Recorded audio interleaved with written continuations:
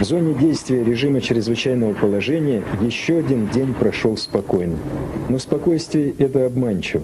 Чуть ли не каждую ночь, то в одном населенном пункте, то в другом, гремят выстрелы.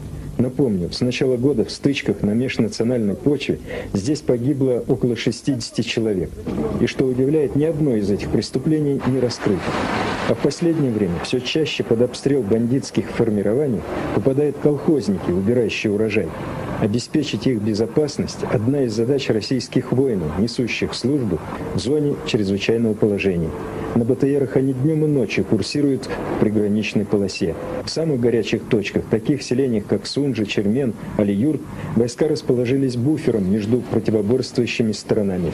Их главной заботой – предотвратить возможность крупномасштабного конфликта. В последнее время события на чечено-ингушской границе, противостояние российских войск и чеченских вооруженных формирований отодвинули на второй план ситуацию в зоне осетинско-ингушского конфликта. Однако напряженность в этой зоне по-прежнему не спадает, и связана она прежде всего с проблемой заложников. По мнению ингушской стороны, только освобождение всех заложников сможет ослабить напряжение. Точно известны ли адреса, по которым находятся ингушские заложники на территории Северной Осетии? Ну, точно никто не может сказать, но есть. Например, называют такой адрес «Транспортная 10». А это точный адрес есть, да. Там вот, точный адрес и вот... Газоаппарат. Газоаппарат, да. Горгаз, так называемый. Да. Это точный адрес есть. Есть у нас точные адреса отдельные, но... Количество примерно известно? Сегодня возочлено полутора тысяч, а все, кто проживал в Владикавказе и других населенных пунктах, они практически оказались все заложниками. И где они сейчас находятся? Неизвестно. Неизвестно. А подтверждаются ли факты о том, что они переправляются, некоторые заложники переправляются в Южную Осетию на строительные работы? Такая информация есть, что некоторые переправляются в Южную Осетию. Точно этим нужно разбираться. Я надеюсь на ту следственную группу, которая будет этим заниматься. На этой неделе в Ингушетии началось создание структур власти. По распоряжению Сергея Шахрая ведутся работы по установлению навигационного оборудования на аэродроме Слепцовский, который вскоре станет государственным аэродромом Ингушской республики. И, похоже, вскоре в Ингушетию начнут поступать первые продовольственные грузы из России. Михаил Зотов, Назрань.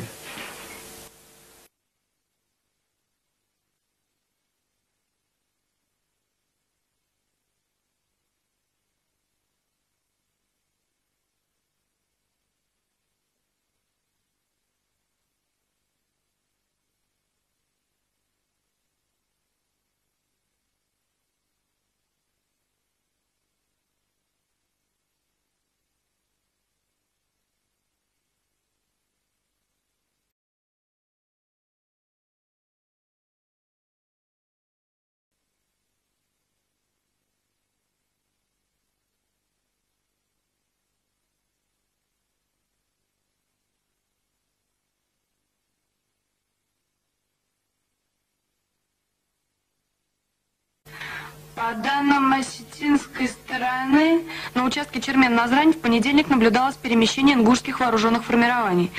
Сегодня ожидается прибытие в Северную Осетию исполняющего обязанности главы правительства России Егора Гайдара.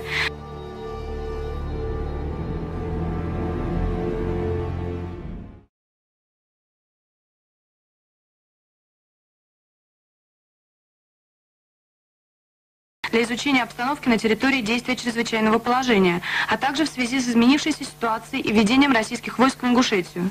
На открывшейся во Владикавказе сессии Верховного Совета Северо-Осетинской Республики был сформулирован вопрос о вероломной акции ингушских национал-экстремистов.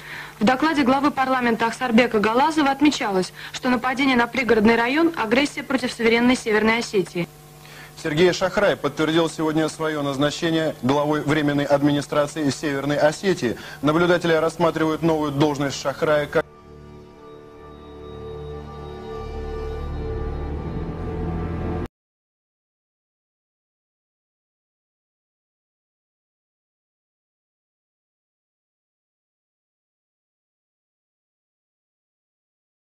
об этих и других событиях. Режим чрезвычайного положения в зоне осетино-ингушского конфликта по-прежнему нарушается. В результате нападения на сторожевой пост и армейские склады ранено 2 военнослужащих и милиционер.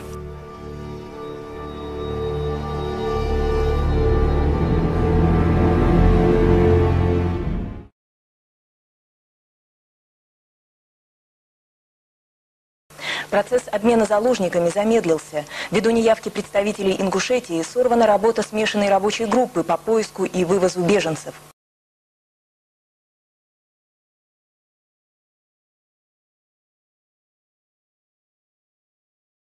Глава Временной администрации Сергей Шахрай продолжает встречи с осетинскими и ингушскими лидерами. Сегодня он вылетел в Назрань. В зону конфликта сегодня прибыл генеральный прокурор России Валентин Степанков. Российская прокуратура ведет расследование по правовой оценке осетино-ингушских событий. Уже возбуждено около 50 уголовных дел.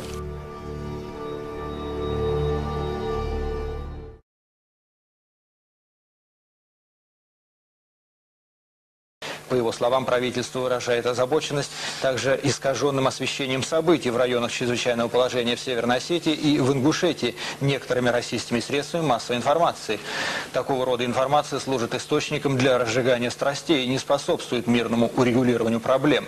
Представитель правительства заявил, что журналисты, распространяющие заведомо ложную информацию, могут быть привлечены к ответственности по закону.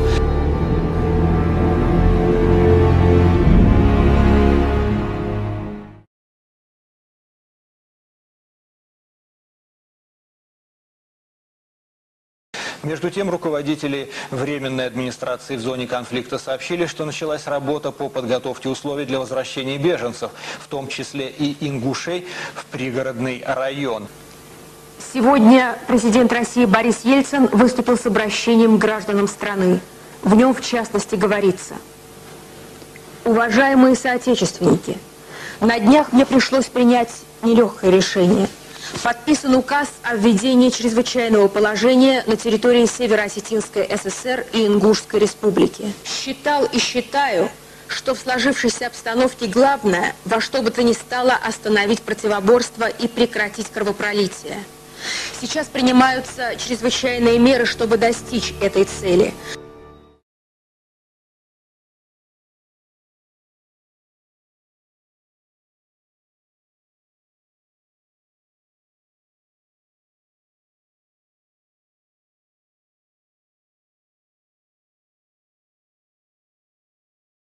Идет вооруженный, так сказать, конфликт, который вызван, значит, силами, которые пришли извне республики. На территории появились незаконные, значит, военные формирования и вооруженные люди, которые ведут вооруженную, значит, борьбу.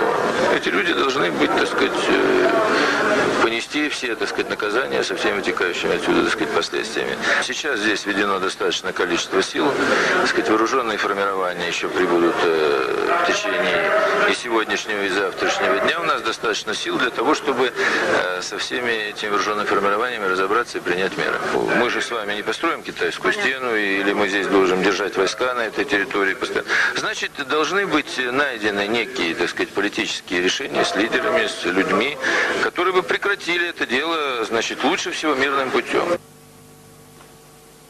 Накануне программы наш корреспондент снова связался с вице-премьером Хижой по телефону.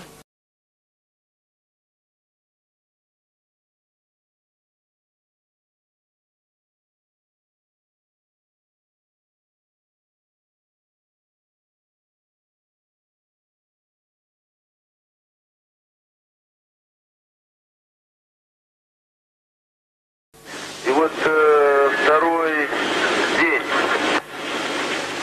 полкам ВДВ оказывается, так сказать, тут ожесточенное, так сказать, сопротивление, применение бронетехники и всех современных, так сказать, средств. Но, во всяком случае, во всех населенных пунктах стрельба прекращена. И я думаю, что ситуация в этом плане разряжается. Как заявляет командование ВДВ, значит, в боях с полком ВДВ принимали участие и чеченские группировки.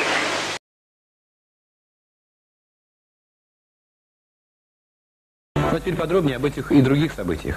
Несмотря на введение чрезвычайного положения в Северной Осетии, в пригородном районе республики всю эту ночь велись активные боевые действия. Крупные бои, как сообщает агентство, ведут в районе селения Чермен между ингушами и осетинами. Этой ночью вели бой и российские десантники с наступающими со стороны Назрани ингушами. Сведений об убитых пока нет, ну а убитые есть.